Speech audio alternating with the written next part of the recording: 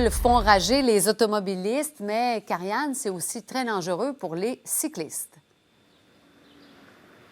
Oui, tout à fait. On se trouve présentement arrondissement Onsic. On est intersection rue Hamelin et Soriol. On va vous montrer sur la chaussée. Il y a beaucoup de nids de poules. Je vais vous raconter l'histoire de Justine Brassard. Elle est avec moi.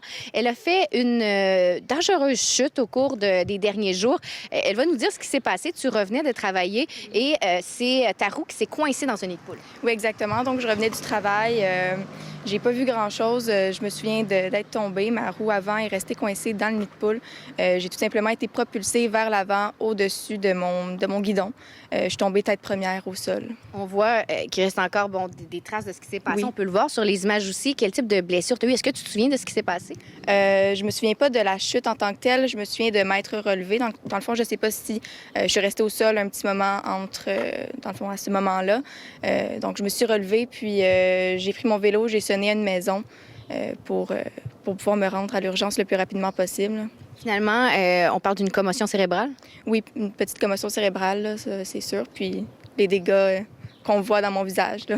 Qu'est-ce que tu veux dénoncer aujourd'hui? C'est l'état de la chaussée. Ça aurait pu être beaucoup plus dangereux, là. Oui, dans le fond, c'est sûr qu'il y a quelque chose à faire avec l'état de nos routes.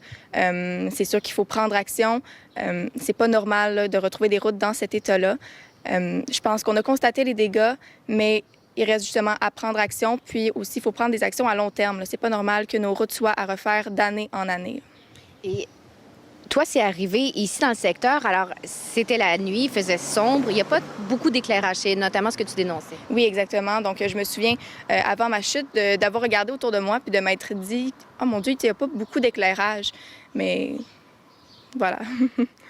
Alors là, ce que tu aimerais, c'est que, notamment ce trou-là qui a été problématique, qui a causé ta blessure, soit réparé, mais également qu'on porte une attention particulière dans les rues résidentielles. Oui, exactement. Donc, Justine Brassard, merci beaucoup. On espère que le processus de guérison va suivre son cours. je vous remercie. Merci. Et c'est une situation, Cindy, qui est assez sérieuse parce qu'on le répète, l'an dernier, au Québec, il y a une dizaine de cyclistes qui ont perdu la vie sur les routes du Québec. Dans ce cas-ci, Justine a été très chanceuse. Vous l'avez dit, on parle d'une petite commotion cérébrale, rien de cassé, mais quand même, ce sont des accidents qui arrivent malheureusement trop souvent. Elle a été, somme toute, chanceuse, effectivement, dans les circonstances.